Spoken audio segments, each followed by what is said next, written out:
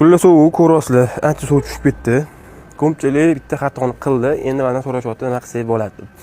Boshida aytdim, hali shoshmanglar. Hali voqli qo'ylarning yungini oldirishga deb.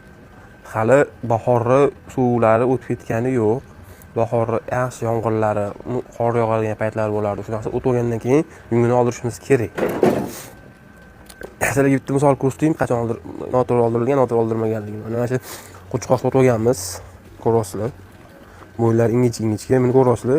Uni ham bo'yni bu bilan bir xil, lekin buniki qalin. Bunda o'zgarish katta bo'lyapti. Ana bunda o'zgarish undan ham katta. Uchalasi bir xil narxga olingan, bir xil sostoyaniyada, ko'rinishi ham bir xil edi. Bu ikkitamiz, mana qoramiz, anu sarig'imiz o'zgarib ketdi. Endi mana shuni yungini egasi ya'ni noyabr oyining oxirlarida oldirgan, suv tushgan paytda, shu dekabr, yanvar, fevral oxirida o'zgarishsiz qolyapti. Qo'y semirmayapti, katta bo'lmayapti. Mana ko'zim gunoh tuyulmayapti. Endi vesini tortganimizni bilib olamiz. Atak mamlarimiz ancha o'zgarib ketdi. Shu sababli do'stlar, shoshmay turinglar. Mart oyi oxirlari shu suvli, yomg'irlar, jalali o'tib olgandan keyin aprel boshlariga oldirsak, xudo xolisa, qo'ylar hech qanaqa zarar ko'rmaydi. Endi oldirib qo'yganlar iloji boricha issiqroq o'rab turishga harakat qilinglar. Boshqa iloji yo'q.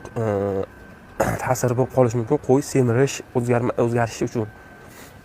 Shuning uchun bizani kuzatib boringlar. Foydali maslahatlar har doim bizda.